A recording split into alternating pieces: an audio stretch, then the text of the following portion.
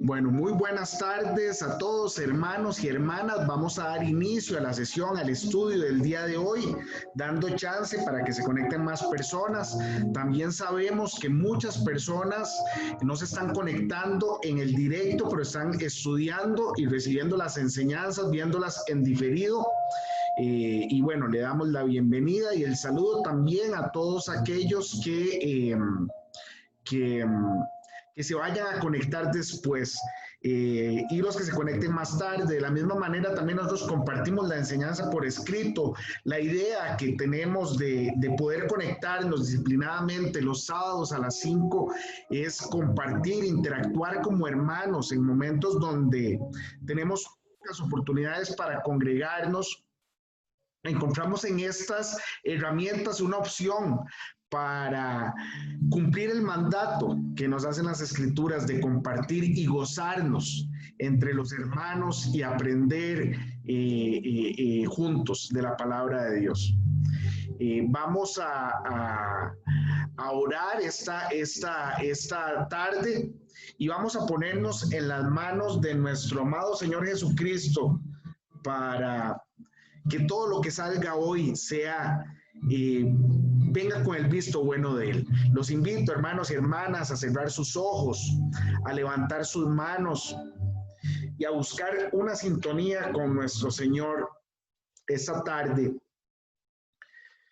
Padre Santo, te damos las gracias, Señor, por esta oportunidad que tenemos hoy de nuevo, Señor, de compartir entre hermanos, Señor, en tu presencia, Señor.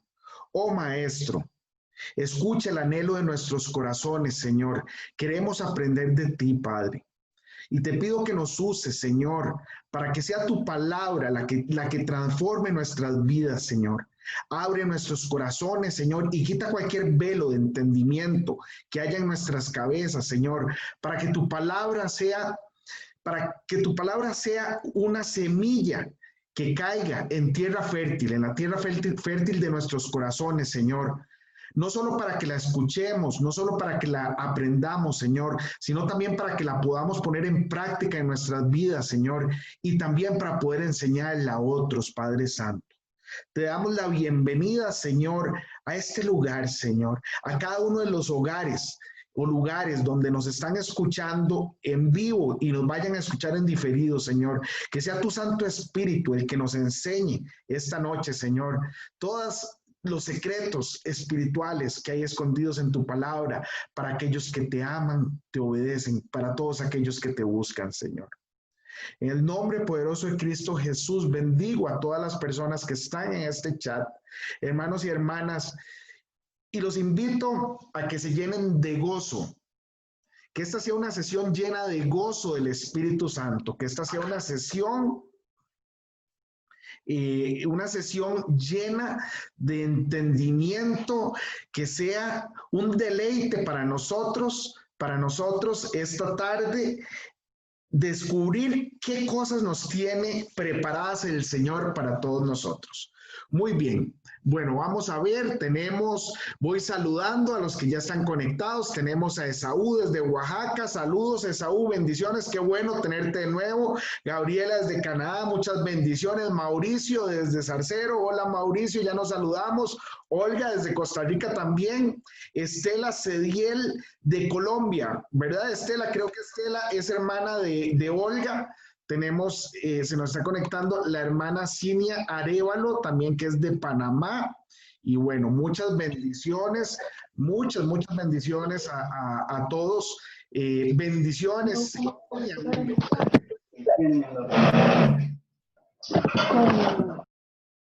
Y bueno, ya estamos conectados, vamos dando inicio a la enseñanza del día de hoy.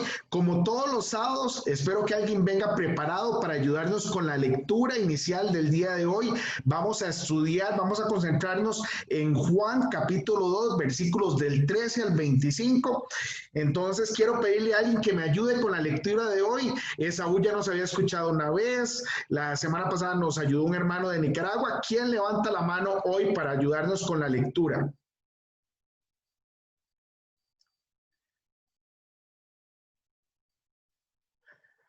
Mauricio, tal vez nos ayudas hoy. ¿Tienes por ahí la Biblia a mano? Sí, aquí la tengo. Me lo comprometí. No, no, no, para nada. Adelante, Estaba Mauricio, te escuchamos. del 13 al 25. Del 13 al 25, correcto. Ok, dice, Jesús purifica el templo. Estaba cerca la Pascua de los judíos y subió Jesús a Jerusalén y halló en el templo a los que vendían bueyes, ovejas y palomas y a los cambistas allí sentados. Y haciendo un azote de cuerdas, echó fuera del templo a todos, y las ovejas y los bueyes, y esparció las monedas de los cambistas y volcó las mesas. Y dijo a los que vendían palomas, quitad de aquí esto, y no hagáis de la casa de mi padre casa de mercado. Entonces se acordaron sus discípulos que está escrito, el celo de tu casa me consume. Y los judíos respondieron y le dijeron, ¿qué señal nos muestras, ya que haces esto? Respondió Jesús y les dijo, destruid este templo y en 3 días lo levantaré. Dijeron luego los judíos, en 46 años fue edificado este templo y tú en 3 días lo levantarás. Mas él hablaba del templo de su cuerpo. Por tanto, cuando resucitó de entre los muertos, sus discípulos se acordaron que había dicho esto y creyeron la escritura y la palabra que Jesús había dicho. Jesús conoce a todos los hombres. Estando en Jerusalén, en la fiesta de la Pascua, muchos creyeron en su nombre, viendo las señales que hacía.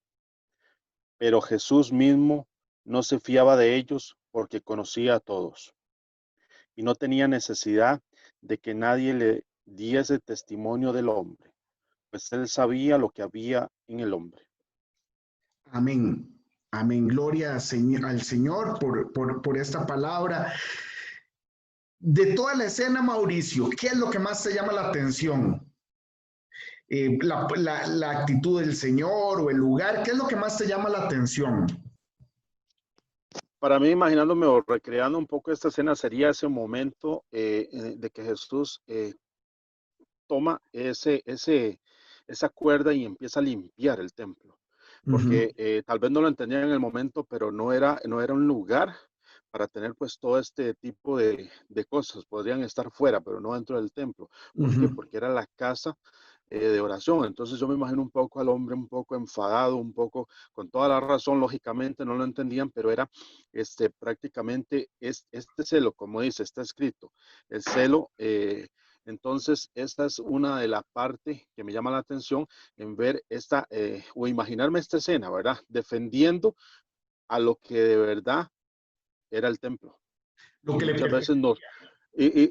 Carlitos, y en esto ya eso, muchas veces nosotros vamos a la iglesia y respetamos de verdad lo que es el templo, porque estamos pegados del celular, estamos distraídos en una cosa, estamos en otra, poniendo una comparación de aquel tiempo al tiempo de ahora. Y el otro punto que me llama mucho la atención es que Jesús sabe todo, o sea, Él conoce el corazón de nosotros. ¿Qué podemos nosotros esconderle? Absolutamente nada, no hay que decirle nada. Nos tiene más conocidos que cualquier, ni los padres de nosotros nos conocen como Él nos conoce, porque Él nos crió. Entonces, son 2 puntos que me llaman bastante la atención en esta lectura. Muchísimas gracias, Mauricio. Muchísimas gracias. Efectivamente,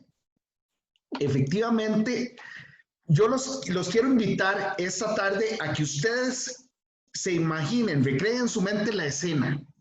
Nuestro Señor Jesucristo enojado. Esa es la palabra correcta. Nuestro Señor Jesucristo enojado por la situación que se está dando en el templo.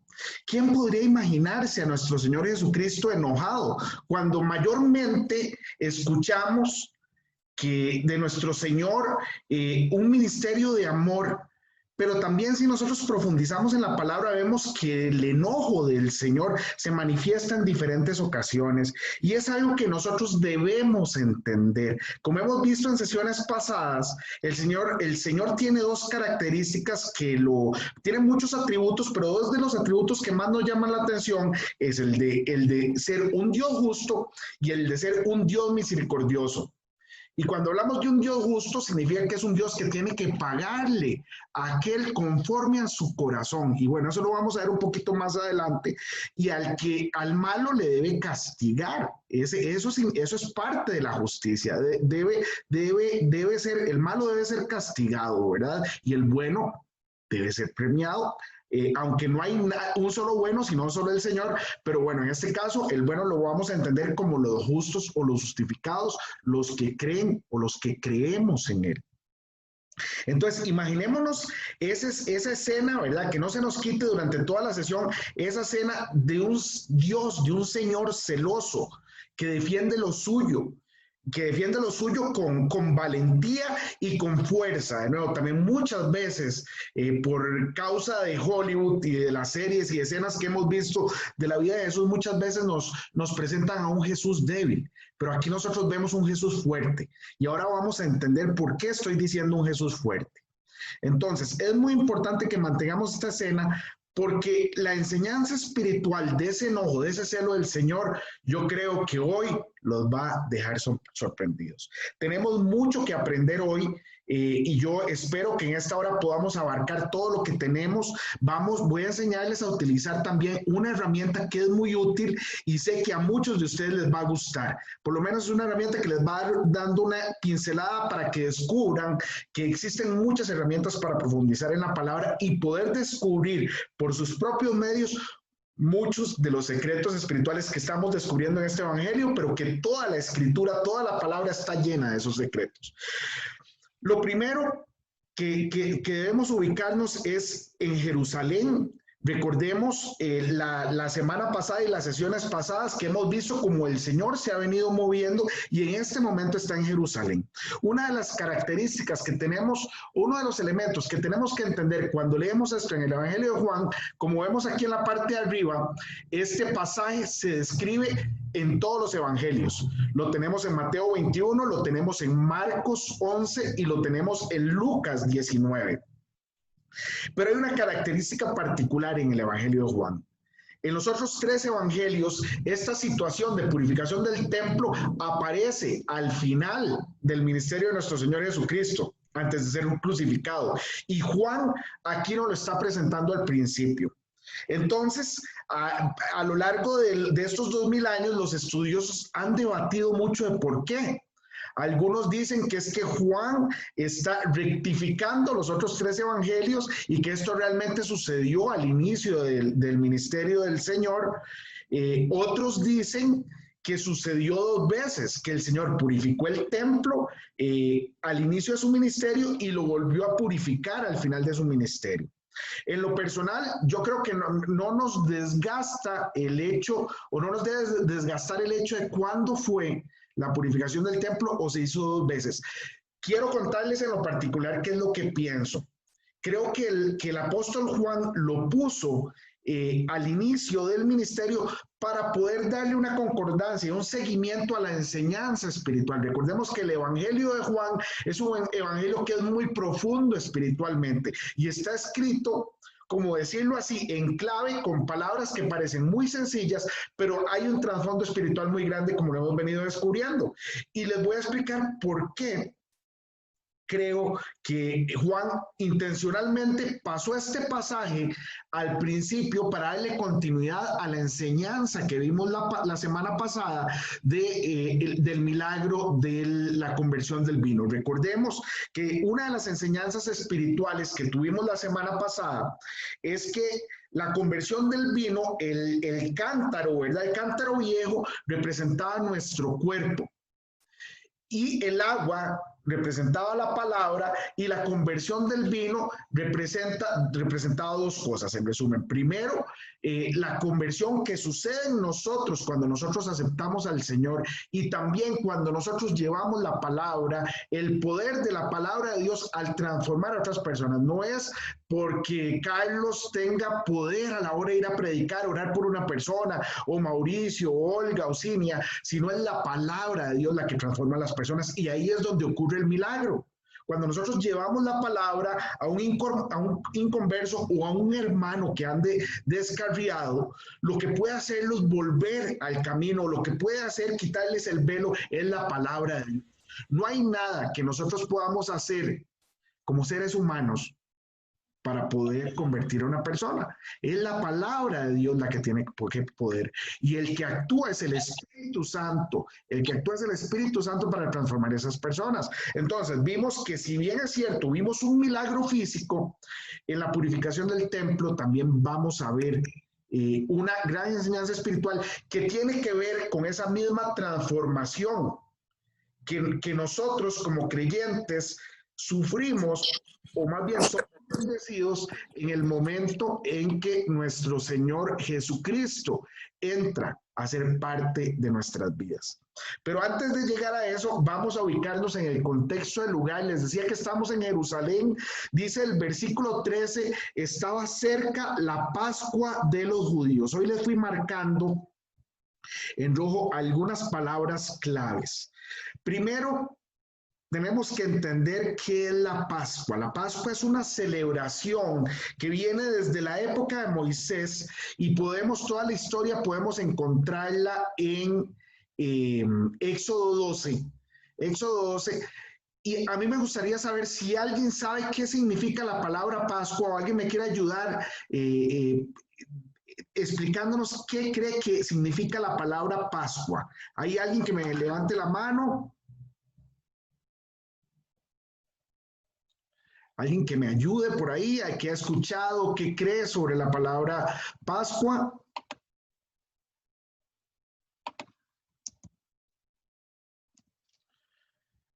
¿Quién se anima? ¿No hay nadie?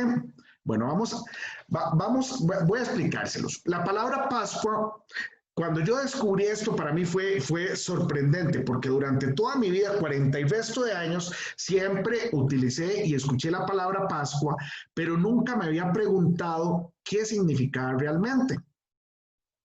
Y cuando me puse a investigar y a profundizar en las escrituras, me sorprendió. La palabra Pascua en inglés es Passover.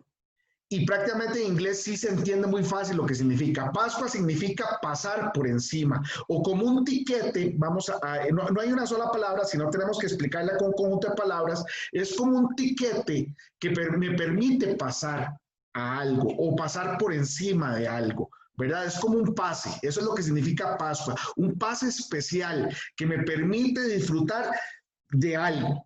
¿Verdad? Eso es lo que significa la Pascua, la palabra Pascua. Ahora, la Pascua de Jehová, que es explicada en Éxodo 12, se refiere al sacrificio del Cordero y por eso tiene una gran significancia con lo que estamos estudiando en Juan 2, ¿verdad? Porque la fiesta de la Pascua, el ministerio del Señor, aquí Juan lo está poniendo al principio, otros al final, pero tiene que ver con un sacrificio de un Cordero.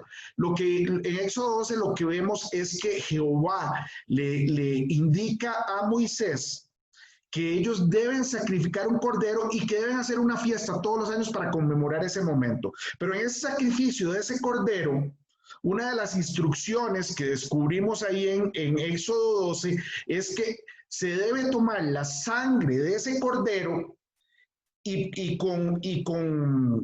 se deben pintar los marcos de las puertas o marcar los marcos de las puertas con esa sangre del cordero, con el sacrificio de ese cordero.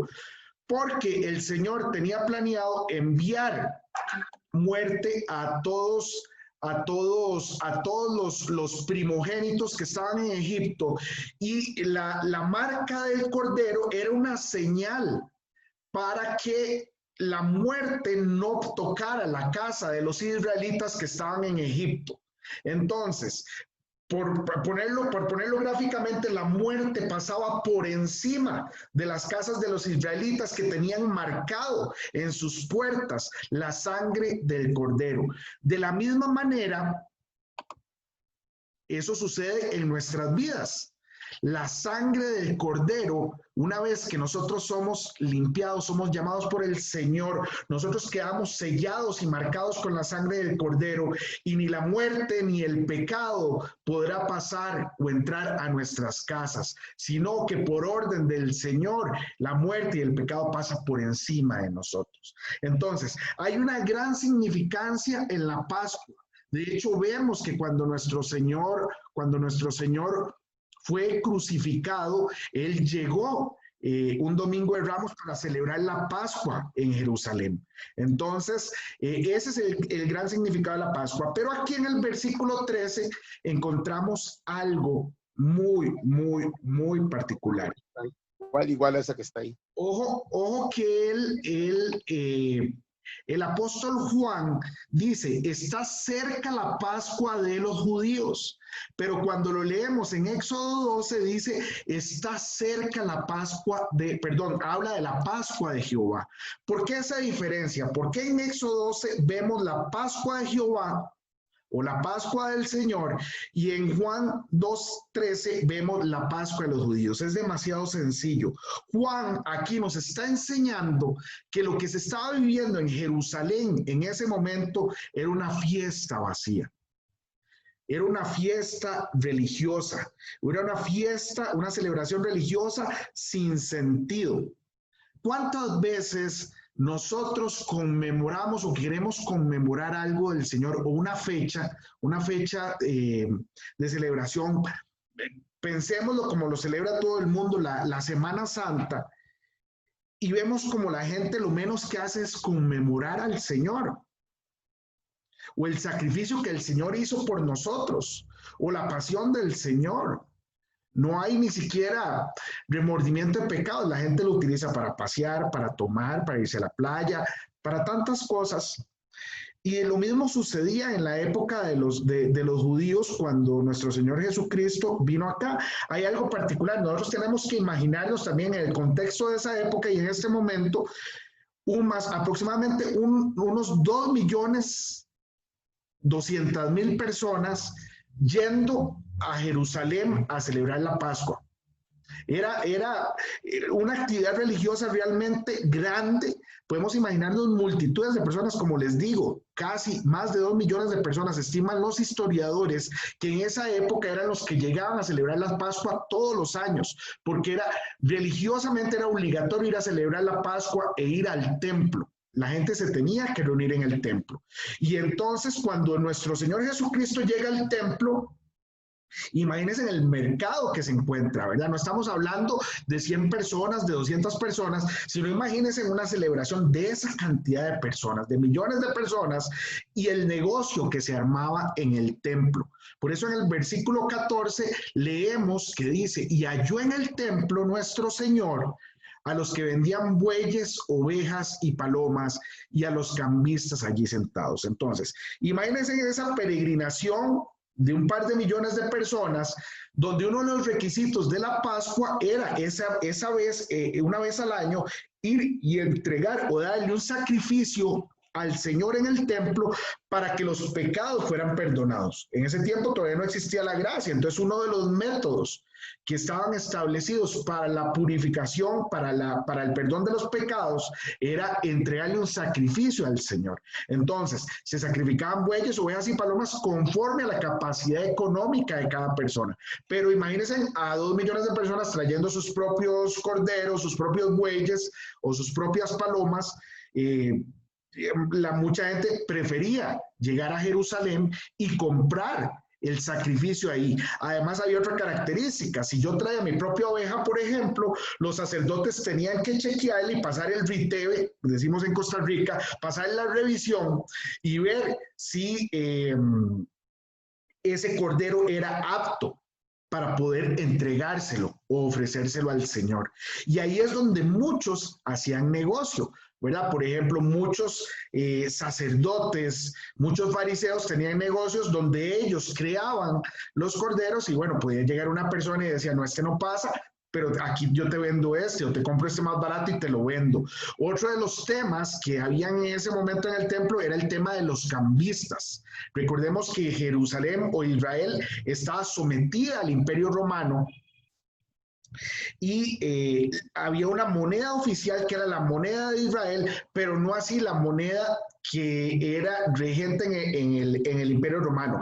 Hay algunos que creen que no se puede utilizar la moneda del Imperio Romano porque tenía la figura del César, y para los judíos, para los israelitas de esa época, no era tolerable. Hay otros estudios históricos que no están en la Biblia que dicen que sí se podía aceptar la moneda del imperio. Pero lo que sí entendemos es que llegaban personas de muchas nacionalidades, y entonces dentro del templo había también casas de cambio para que las personas cambiaran las monedas que traían de sus lugares de origen y pudieran comprar los sacrificios o las ovejas, los bueyes y las palomas en el templo. Esa es una de las características. Ahora, ¿qué se daba en ese mercado? Bueno, primero el negocio de los bueyes, las ovejas y las palomas era generalmente de los mismos sacerdotes. Entonces era un negocio de ellos.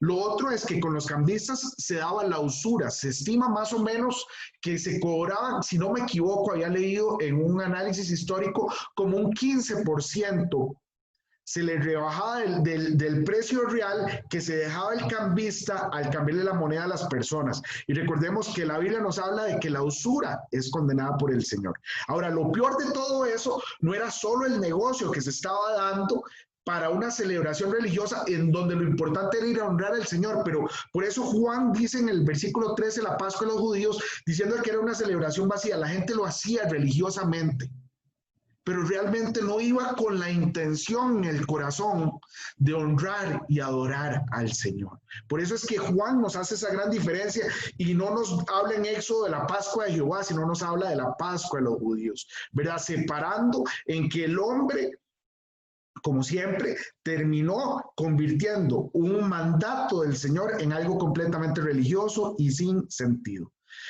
En el versículo 15, una vez que entendemos esto, vemos al Señor, dice, el versículo 15 nos dice, ahí es donde nos imaginamos al Señor, donde llega al templo, ve toda esa escena, ¿verdad? De miles de personas, ¿verdad? En ese corre-corre, en ese burumbum, en esa carrera de comprar, de cambiar, de hacer negocio.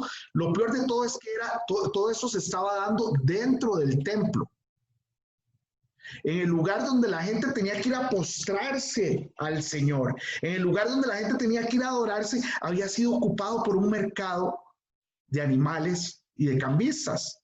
Y la gente no tenía ese espacio para adorar al Señor, que era lo que tenían realmente que hacer. Entonces dice, y el Señor, haciendo un azote de cuerdas, echó fuera del templo a todos, el versículo 15, y las ovejas y los bueyes, y esparció las monedas de los cambistas y volcó las mesas. Ahí era donde al principio les decía que nosotros tenemos que imaginarnos a un Jesús fuerte, que muchas veces nos pintan a un Jesús débil, muy pasivo, pero aquí vemos a un Jesús fuerte. Imagínense en el tamaño de ese mercado, la cantidad de personas, los animales y todo, y vemos a un Jesús que dice, echó fuera del templo a todos. Eso solo lo podía hacer una persona fuerte. Y no estoy hablando solo fuerte físicamente. Estamos hablando de una persona fuerte espiritualmente, con la certeza de que lo que estaba haciendo era lo correcto. Porque nadie de todas esas miles de personas se daban cuenta, ni siquiera los sacerdotes, que lo que estaban haciendo lo estaban haciendo mal. Es un gran defecto que tenemos los seres humanos. Muchas veces creemos que lo que nosotros estamos haciendo para el Señor o estamos sacrificándole al Señor, le agrada al Señor. Solo por el hecho de mencionar al Señor inclusive. Pero no le preguntamos a Él, Señor, ¿esto es lo que a ti te agrada?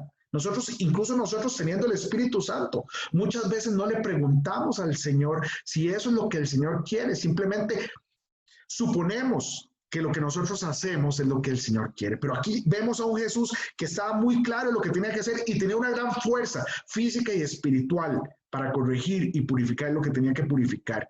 Pero también tenemos que ver, si bien es cierto, a un Jesús enojado, No podemos imaginarnos un Señor aireado. Y la clave está cuando dice haciendo un azote de cuerdas.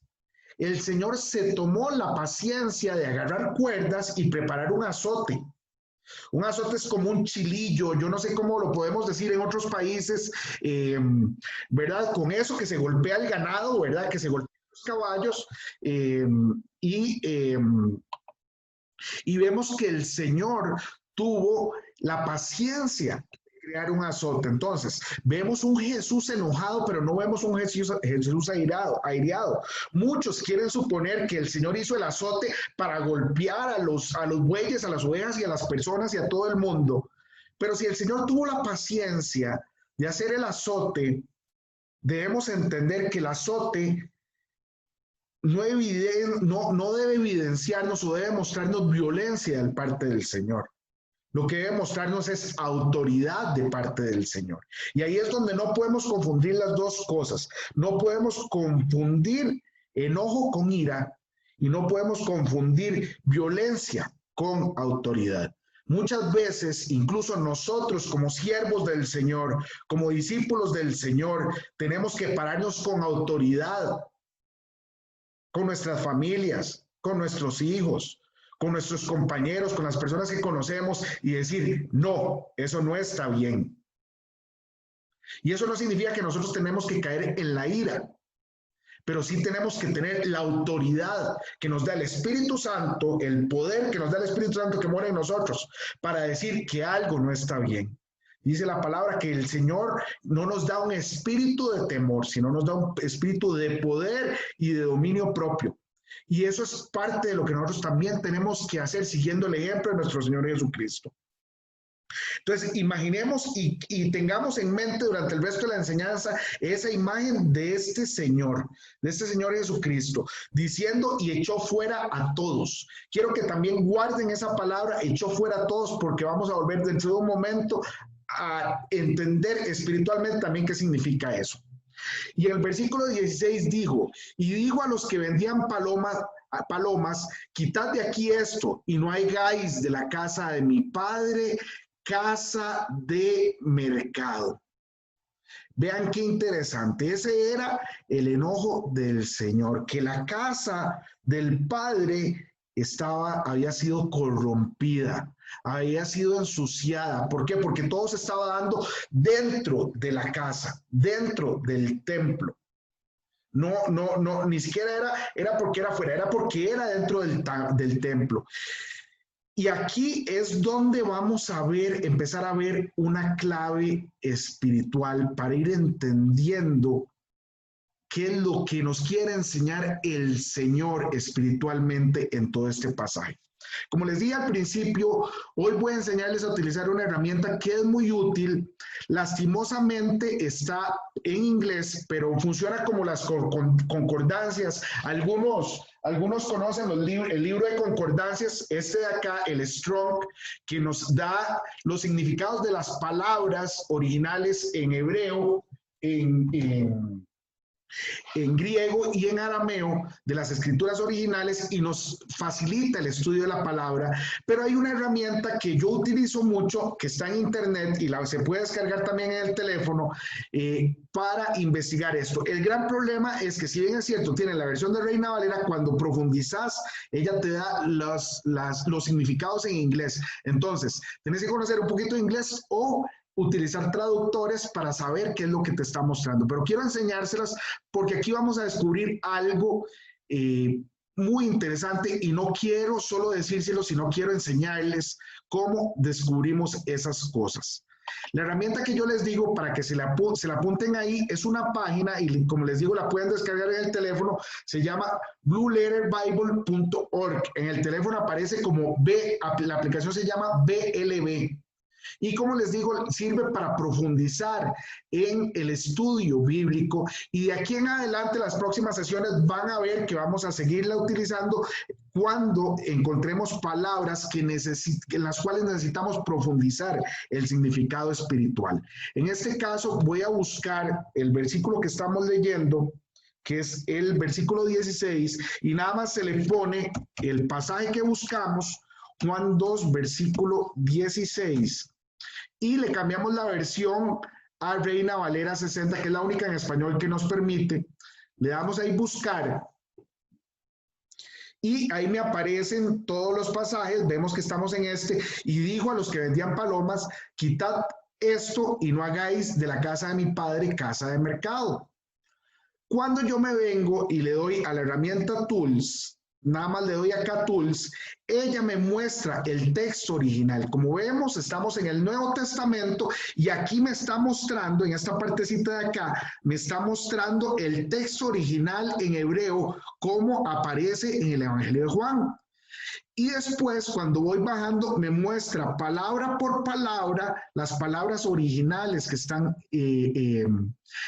como están escritos los evangelios, en este caso el Evangelio de Juan, y aplica para toda la Biblia, para el Antiguo Testamento en hebreo y todo lo demás.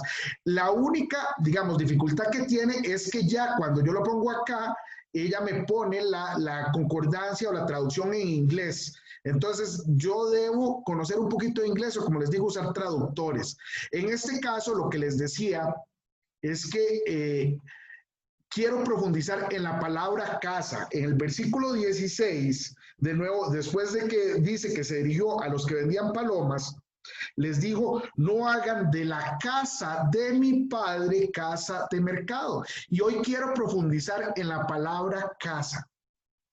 La palabra casa en griego es la palabra oikos, y esta herramienta tiene otra gran ventaja. Este numerito que ustedes ven acá es el numerito de la concordancia. Esa concordancia me sirve para ir a los diccionarios bíblicos para saber qué significa la palabra oikos. ¿Qué significa esto? Que esta es la palabra en griego 3624. Esta herramienta me permite darle doble clic acá y fácilmente tengo toda la información de esa palabra, pero de nuevo el problema es que lo tengo en inglés. Y aquí quiero mostrarles, no lo tengo en español, pero quiero mostrarles qué significa la palabra oikos en griego, o que la palabra oikos tiene varios significados. Primero, sí, significa una casa, ¿verdad? Física que está habitada. Pero también esa palabra en griego es utilizada para hablar de la casa de Dios o el tabernáculo de Dios. Pero aquí hay algo muy interesante todavía. Figurativamente, la palabra oikos también es utilizada para describir el cuerpo humano. En este caso aquí dice en inglés el cuerpo humano que está habitado por demonios que residen o moran en ese cuerpo humano. Pero realmente debemos entender que se refiere a que el cuerpo humano puede ser habitación de espíritus. Y en este caso también del Espíritu Santo. Por eso estoy haciendo la aclaración acá, porque efectivamente se refiere a demonios, pero recuerden que también nosotros nos convertimos en casa o templo del Espíritu Santo. Eso lo podemos ver en 2 Corintios del 6 al 19. Si quieren anotar por ahí, para los que estén anotando, se los dejo de tarea. Lean 2 Corintios, es más, del 15 al 20. Y en el versículo 19 dice Pablo: ¿no saben ustedes que son templo del Espíritu Santo? Y está refiriéndose a nosotros.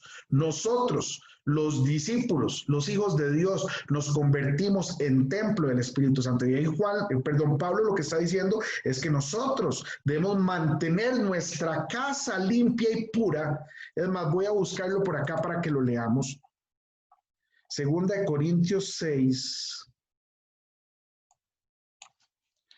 2 Corintios 6, del 15 al 20.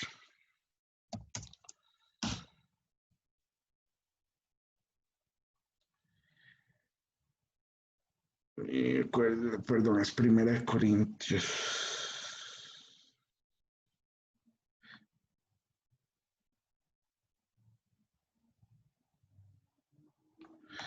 Bueno, es que...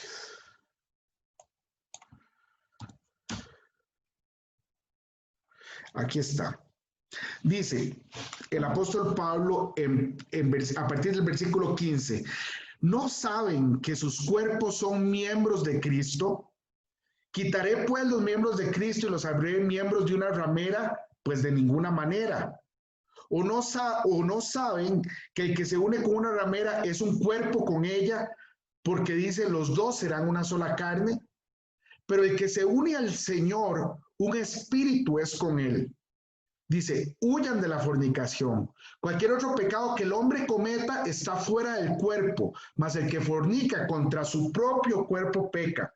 Y ojo lo que dice aquí, o ignoran que su cuerpo es templo del Espíritu Santo, el cual está en ustedes, el cual tienen de Dios, y que ya ustedes no son ustedes, porque ustedes han sido comprados por precio de sangre. Glorificad pues a Dios en vuestro cuerpo y en vuestro espíritu, los cuales son de Dios. Entonces, la primer gran enseñanza que tenemos acá es el significado de casa. Si bien es cierto, históricamente nuestro Señor Jesucristo está limpiando el templo y se dio el hecho histórico de ir a limpiar el templo, también nos está dejando una gran enseñanza espiritual, y por eso es que creo que el apóstol Juan lo coloca al inicio del ministerio, a diferencia de los otros ministerios, porque viene a complementar la enseñanza espiritual que venimos viendo desde el primer milagro de la conversión del vino. De la misma manera, nosotros debemos entender que una vez que hay conversión, después de la conversión viene la purificación. Entonces, vimos en el milagro del vino primero una conversión del agua al vino, y aquí estamos viendo una purificación. Lo mismo sucede con nosotros y con todos aquellos que reciben al Señor. Lo primero que se tiene que dar es la conversión en aceptar al Señor como su Rey y su Salvador. La aceptación o la conversión cuando usted reconoce lo que realmente somos, que no somos nada ante el Señor y que lo necesitamos a Él. Una vez que nosotros, o que se da la conversión en nuestras vidas, viene la purificación de este templo. Y como leíamos, creo que la semana pasada, Ezequiel 36 dice, el 36:25 dice que el Señor nos limpia con agua y después cambia nuestro corazón de piedra por un corazón de carne, y viene a morar el Espíritu dentro de nosotros. Entonces, se debe dar una purificación. Después de la conversión se da una purificación, y por eso creo que el apóstol Juan lo puso acá de segundo, para darle continuidad a la enseñanza espiritual. Lejos de pelear, como han hecho algunos, de que el Señor purificó 2 veces el templo, o que Juan está reivindicando los otros evangelios, creo que lo más importante acá es entender la enseñanza espiritual que nos está dando el apóstol Juan. Entonces, de la misma manera, como les dije ahora, imaginémonos al Señor enojado, no con ira, enojado, un Señor fuerte, un Señor no violento, pero con toda la autoridad. Y como decía en el versículo 15, echando fuera del templo a todos. ¿A cuáles todos? A todos los demonios que nos han consumido y atado durante nuestra vida. Una vez que nosotros recibimos al Señor, Él nos trae libertad, Él rompe cadenas, Él abre las puertas de las prisiones donde hemos estado y nos dice, levántate y camina porque ahora sos libre. De la misma manera, ese Señor enojado va a llegar dentro suyo y va a decir por medio del Espíritu Santo, yo no quiero suciedad ahí. Ese mismo celo que vamos a ver ahora cuando leamos el versículo 17, es el mismo celo que tiene el Señor por todos aquellos que ha limpiado. Y ahí es donde no nos justificamos al decir o al seguir pecando después de que hemos recibido una sanación o un milagro del Señor, cuando lo hemos aceptado, cuando lo hemos reconocido. Por eso es que decimos muchas veces que una vez que una persona es encontrada por el Señor, porque los seres humanos no encuentran a Jesús, es Jesús el que nos encuentra a nosotros, porque nosotros andábamos perdidos. Y cuando eso se da, nosotros perdemos el libre albedrío con que vive el resto de la humanidad, porque como decía ahora como vimos ahora en Corintios, dice que fuimos comprados por un precio. y es un precio de sangre. Entonces, en este caso, vamos a seguir con el versículo 17 porque se nos está yendo el tiempo hoy y hemos avanzado poco, pero mucho al mismo tiempo. Dice, entonces se acordaron sus discípulos que está escrito, el celo de tu casa me consume. Entonces, como les decía, ese mismo celo que sintió el Señor en el templo, en la casa del Padre, hace 2000 años, es el mismo celo que el Señor siente cuando nosotros llenamos el templo que somos ahora, el templo del Señor, de cosas sin sentido. No hablemos solo de pecado, hablemos también de religiosidad, como los errores que cometieron los israelitas, o como lo que está enseñándonos el Señor ahí. Decía que la fiesta de Pascua se había vuelto una celebración religiosa sin sentido. ¿Cuántas veces nos hemos llenado nosotros de religiosidad y juzgamos a los demás y nos alejamos de las verdaderas enseñanzas de las Escrituras por volvernos tan religiosos como los fariseos de la época de Jesús? Entonces, ese mismo celo con que el Señor llega y nos encuentra sucios, nos lo va a demostrar. Y muchas veces vamos a sentir ese enojo del Señor, esa corrección del Señor. ¿Por qué? Porque dice la palabra que Él nos castiga como un padre castiga a su hijo. Y muchas veces tenemos como cristianos, como discípulos, como seguidores, tenemos que sufrir las consecuencias de nuestras acciones y de nuestras decisiones, porque el celo del Señor consume la casa donde habita su Santo Espíritu. Y aquí vamos a irnos a una segunda enseñanza, porque aquí es muy interesante, es como una confirmación. En el versículo 7 se refiere, cuando dice el celo de tu casa que me consume, cuando dice, ¿se acordaron que estaba escrito? Se refiere al Salmo 69:9.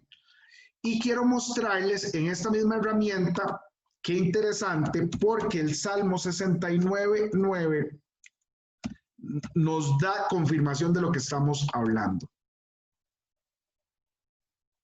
Vamos a ver. El Salmo 69:9 dice, porque me consumió el celo de tu casa y los denuestos de los que te vituperaban cayeron sobre mí. Si nos vamos a la herramienta, recordemos que ya esto no es griego y por eso quiero mostrarles esto para que se vayan enamorando de este tipo de aprendizaje o este tipo de profundidad que tienen las Escrituras. Acá lo vemos en hebreo, recuerden que es un salmo y lo tenemos escrito en hebreo antiguo. Así es como se escribe eso que leímos, porque me consumió, deberíamos irlo leyendo al revés, porque así se lee el hebreo, porque me consumió el celo de tu casa y los denuestos de los que te vituperaban cayeron sobre mí. Lo interesante acá es que si nos vamos a buscar la palabra casa en hebreo antiguo, vemos que es la palabra bayit, ¿verdad? Y la palabra bayit, si nos vamos al significado, significa también una casa de habitación, pero uno de los significados que también tiene de manera figurativa es el cuerpo humano. Entonces, es una especie de confirmación esto que estamos viendo de esta enseñanza espiritual y por eso quería mostrársela, porque tanto las dos menciones que hacen en el Nuevo Testamento en griego y en el Antiguo Testamento en hebreo, la palabra que se utiliza tiene ese significado variado, donde podemos imaginarnos tanto un edificio, el templo del Señor y la casa del Señor, ¿verdad? Entonces, eso es parte de esta gran enseñanza espiritual. Vamos a continuar con el versículo 18. Y dice, y los judíos respondieron y le dijeron, ¿qué señal nos muestras que haces esto? Vean qué interesante. Los judíos están viendo a un Señor con autoridad. ¿Qué más señal podría mostrarles que llegar a abrirle los ojos de algo que ellos no estaban viendo espiritualmente? Estaban interpretándolo religiosamente, pero él llega a abrirle los ojos y a decirles, esto que están haciendo está mal. Sin embargo, los judíos siempre eran muy incrédulos y ellos siempre estaban pidiendo señales. Lo vemos desde la época de Moisés. Los judíos para creer siempre estaban pidiendo señales y milagros.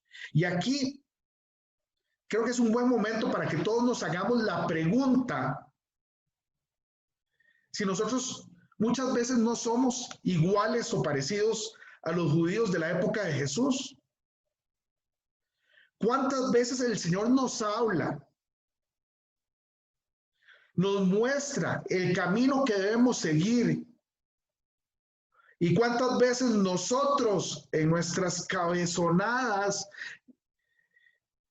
le seguimos y le seguimos y le seguimos pidiendo pruebas?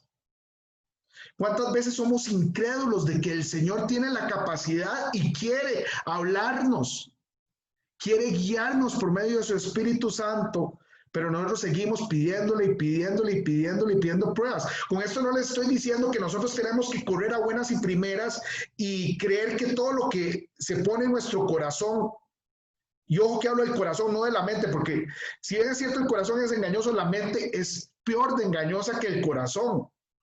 Es hasta las épocas modernas en que el hombre ha creído en el poder de la mente y que es el órgano más valioso. Desde la antigüedad el hombre siempre ha creído que el corazón es lo más importante, el órgano más importante.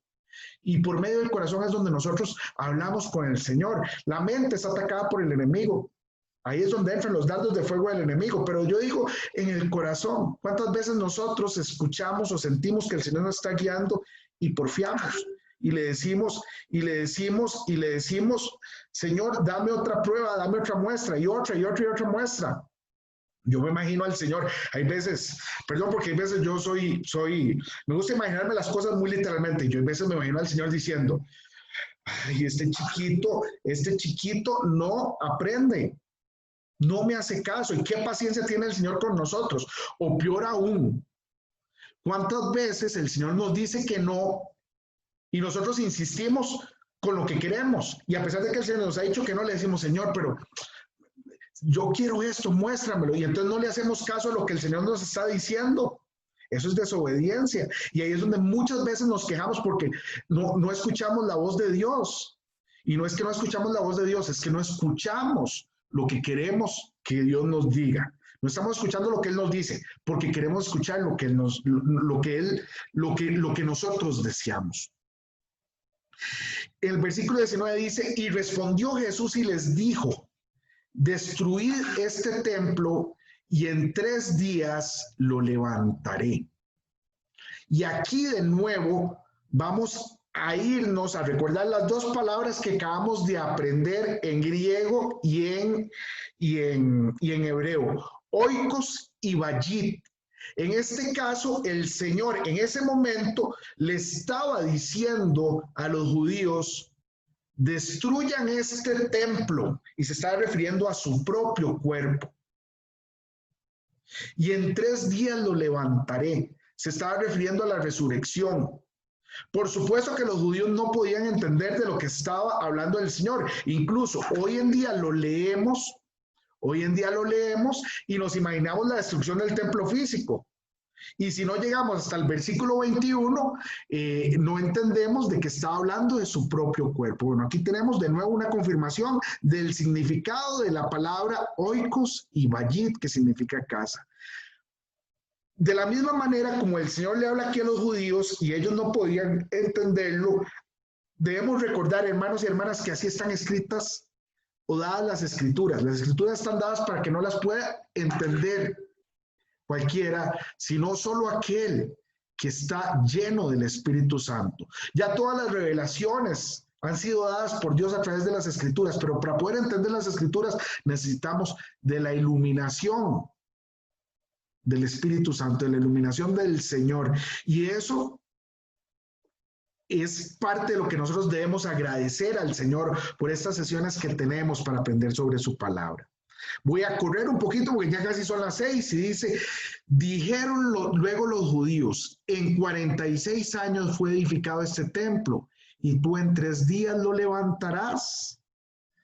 Y ahí de nuevo nos muestra lo que los judíos estaban interpretando.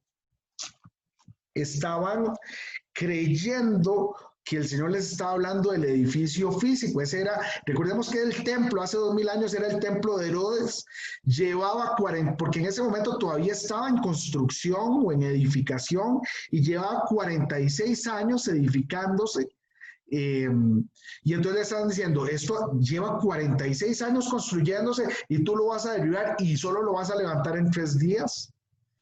Pero Jesús sabía de lo que les estaba hablando y Jesús no les estaba hablando del templo físico, sino les estaba hablando de su propio cuerpo y de la resurrección que se daría tiempo después. Si nos imaginamos en la limpieza del templo, al final del ministerio de Jesús, sería unos días después. Y bueno, si es el caso de que esto fuera al inicio del ministerio del Señor, más o menos unos 3 años después.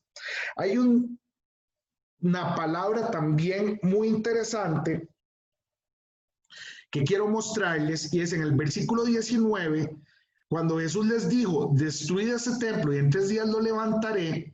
Quiero mostrarles el significado de la palabra en griego.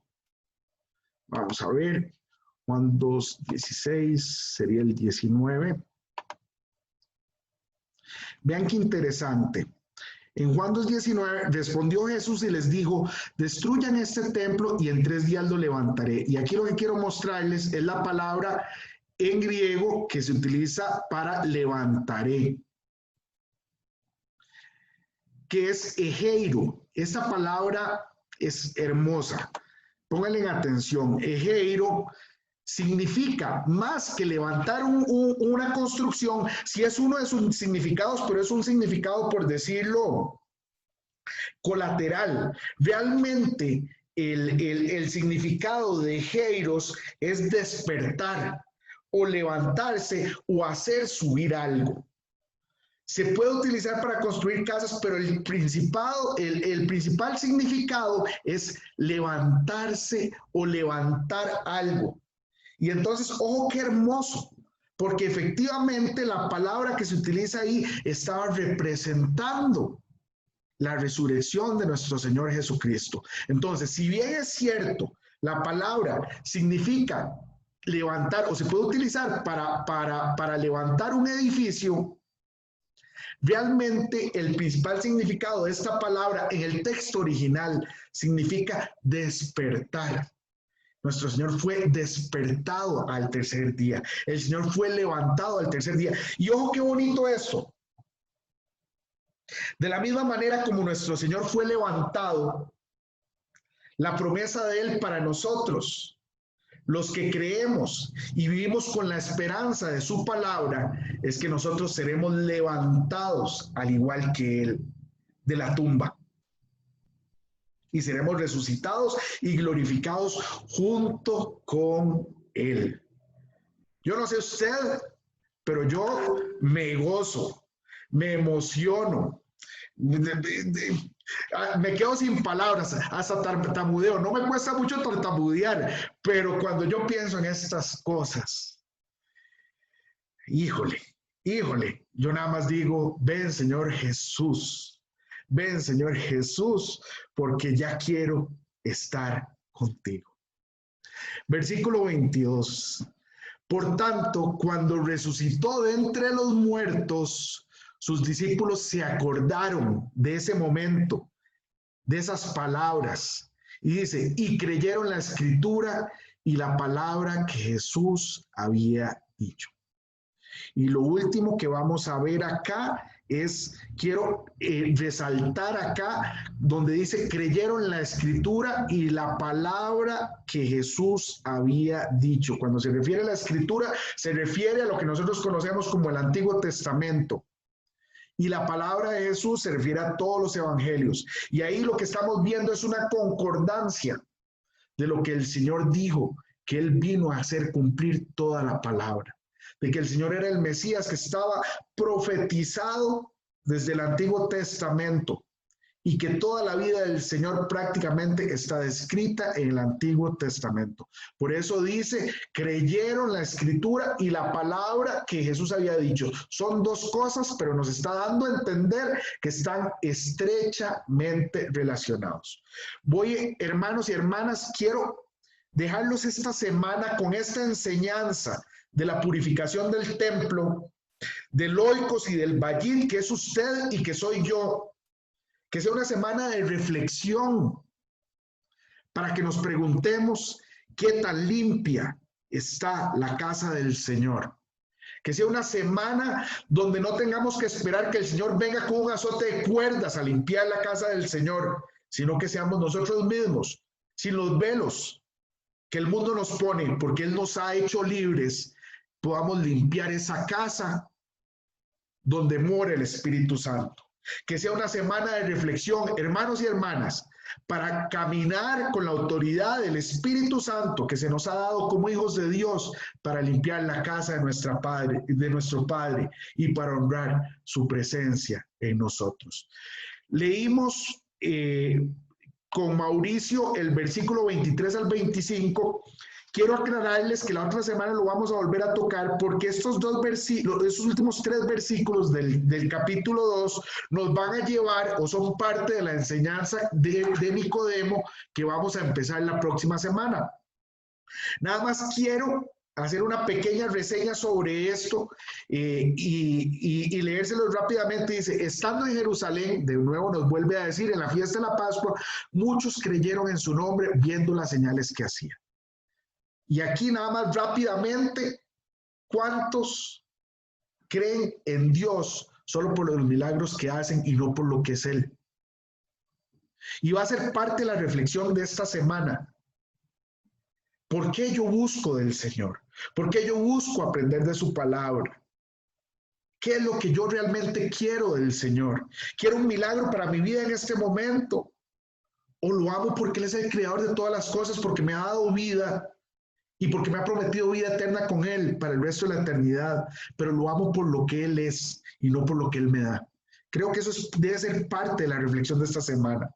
Dice, pero Jesús mismo no se fiaba de ellos porque conocía a todos y no tenía necesidad de que nadie le diese testimonio del hombre, pues Él sabía lo que había en el hombre. Lo vamos a ver la otra semana, pero aquí vemos una pincelada de la divinidad del Señor. Y yo nada más quiero llevarlos para cerrar esta noche a Jeremías 17:10 y ahí se los comparto en Reina Valera 60, que es la versión que estamos estudiando, pero me encontré me gusta mucho como lo dice en la versión de Dios habla hoy, la Biblia católica, y dice así, yo el Señor, que investigo el corazón y conozco a fondo los sentimientos, y que doy a cada cual lo que se merece de acuerdo con sus acciones. Ojo que aquí de nuevo nos está hablando de lo que está dentro de nosotros, de lo que está dentro de ese vallito, dentro de lo que está dentro de ese oikos. El Señor investiga los corazones y conoce a fondo los sentimientos y nadie puede engañar al Señor. Hermanos, abrimos la sesión para comentarios, dudas. Hoy quiero preguntar también si alguien tiene alguna necesidad de oración y antes de cerrar la sesión del día de hoy, que podamos orar por alguna petición en especial. Y bueno, darle también las gracias al Señor dentro de un momento en oración por esta palabra y esta enseñanza. Quiero escucharlos, quiero verlos otra vez. Me han hecho mucha falta esta semana. Quiero escuchar sus comentarios y ver si hay dudas. Adelante, hermanos, conectando cámaras y micrófonos. Bendiciones.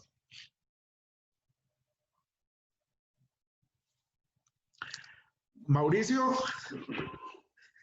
Sí, Carlitos, ¿qué te digo? Sorprendido tremendamente con esta enseñanza, una revelación, oye, increíble, increíble. Estoy así sin palabras totalmente. Dan ganas de llorar, ¿verdad?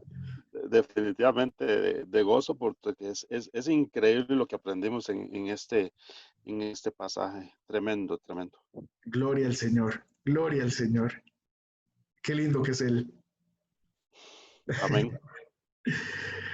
Hola Raquel, que Dios te bendiga. Hola, hola, muchas gracias. Muy bonito, muy claro. Me gustó mucho ese app que nos dijiste para poder traducir de hebreo y de otras cosas, porque es bueno que ahora la tecnología hasta para esto nos ayuda, hasta para aprender y descifrar cosas del pasado y de idiomas que son muy difíciles para nosotros encontrar un respaldo, ¿verdad? Para saber qué dicen. La palabra casa, ¿cómo era? Oikos es en griego Oikos. y Bayit es en hebreo antiguo.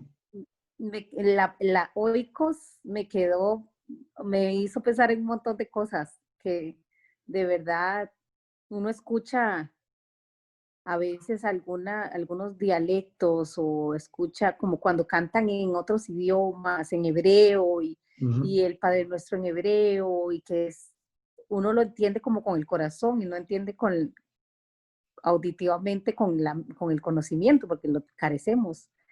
Pero esa palabra no sé por qué me sonó como que ya la he escuchado antes y cuando la mencionaste me quedé pensando que bueno, que ahora tenemos otra herramienta y que ojalá la usemos más porque era interesante poder leer y ver lo que estabas haciendo ahí en la pantalla. Muchas gracias. Gloria a Dios. Muchas bendiciones, Raquel. Hola, Pastor Francisco. Lo veo conectado y nos acompañó hoy también. Muchas bendiciones, Pastor.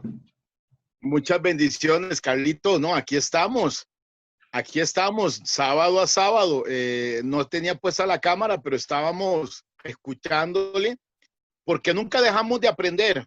Yo tuve un profesor en el seminario que él nos decía que el día que dejamos de aprender, ese día dejamos de crecer.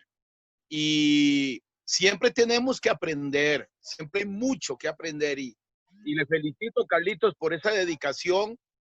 Se nota el empeño que has sacado tu rato para preparar lo que nos enseñaste. Y me gusta la dinámica que estás usando porque vas paso a paso, aunque se vean 5 o 10 versículos, pero tratar de verlos bien desmenuzaditos. Y eso es lo que interesa. No es verlo todo así como tan rápido. Acá en este sistema se puede hacer así, de ir paso a paso, porque eso enriquece mucho, abre mucho el entendimiento. Y me uno a las palabras de doña Raquel. Ese app que nos diste ahí está súper genial.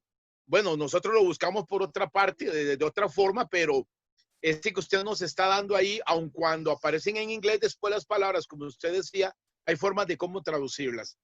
Pero sí es importante, hay cosas que es siempre bueno ir al original, porque el contexto en que nosotros lo podemos explicar sería un contexto muy nuestro, y tal vez lo que se quiere explicar era en un contexto más diferente que nosotros vivimos, pero lo contextualizamos a nuestro entorno. Y tal vez eso que usted hizo ahorita es muy importante porque nos llevaste al original, a la palabra correcta del original para poder entender hoy en día qué es lo que significaba ese término. Entonces, le felicito, Carlitos, por ser un maestro. Siga adelante, le animo porque de verdad que hay mucho que poder seguirle sacando a la palabra. Tuve un profesor en el seminario, don Pedro Chavarría. Él decía que la Biblia es un gran océano. ¿Por qué decía él que era un gran océano? Porque la han estudiado muchos eruditos de la palabra, y él decía que es un gran océano porque aún ni el mejor buzo le ha podido llegar al fondo, a las profundidades.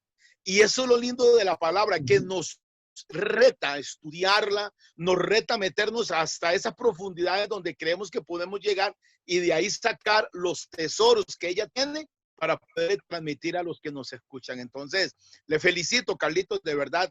Créalo que he sido bendecido, he sido edificado, al igual que Mauricio, al igual que los que están por ahí. Ahí mira doña la hermana Cinia que está conectadita. Y bueno, de eso se trata, aprender y aprovechar todos estos tiempos, porque si seguimos aprendiendo, seguimos creciendo. Y me alegra mucho ver a Mauricio, porque yo con Mau tengo una amistad de años. Y el sentir del corazón de Mau es, y ahí me está escuchando Mau, es paz. Qué rico aprender la Biblia, así como la estamos ahorita viendo con usted, ¿verdad, Mau? Este ha sido un deseo de su corazón, aprenderla, e ir anotando todos esos pequeños detalles que al final, cuando usted está dando un estudio o está dando una predicación y saca esas palabritas de domingo, wow, enriquece, riquísimo un mensaje, porque te fuiste a las raíces del verdadero texto. Y eso la gente se queda, wow, eso quería decir, como dijo ahorita doña Raquel y Mauricio. Entonces lo felicito, Dios le continúe bendiciendo, y aquí seguiremos mientras Dios nos dé salud y vida, Carlitos, esperando esos sábados para seguir siendo edificados con la palabra. Le amamos mucho, sos una gran persona, sos mi amigo, mi hermano, mi consiervo y adelante como un guerrero de Cristo que sos. Y muy buenas noches para Amén. todos. Amén. Muchas gracias, pastor, por esas palabras que lo conmueven a uno y lo motivan a seguir. Toda la gloria y la honra para nuestro Señor Jesucristo. Él es el que nos está haciendo y reuniendo y poniendo en este lugar para que todos aprendamos. Amén, amén. Él es el que nos está iluminando y nos está llevando. Yo creo que Él es el que pone y dispone para que nosotros hagamos y todo eso. Y efectivamente, como dice el pastor, la palabra es como un océano. Y lo más lindo de todo es que en la palabra encontramos que dice que en las épocas en que nosotros estamos viviendo, muchas de las cosas que no podían ser entendidas antes van a ser entendidas o pueden ser entendidas. Es correcto. Y entonces, por eso es que la palabra es una palabra viva. Nosotros seguimos y seguimos y seguimos siendo iluminados y cada vez profundizamos más y el Señor nos sigue enseñando y enseñando y enseñando cosas. Y ahora tenemos la facilidad por todos los sucesos de la historia y por la época bíblica en que nos encontramos, ya muy cerca de la venida de nuestro Señor, que muchas de las cosas que incluso hace 100 años no se podían entender, hoy las podemos entender. Toda la gloria y la honra del Señor y también por la bendición de vivir esta época, que puede parecer la época más difícil, pero realmente yo les digo, hermanos y hermanas, somos bendecidos porque tenemos una palabra de Dios que nos guía en todo lo que nosotros nos podamos imaginar.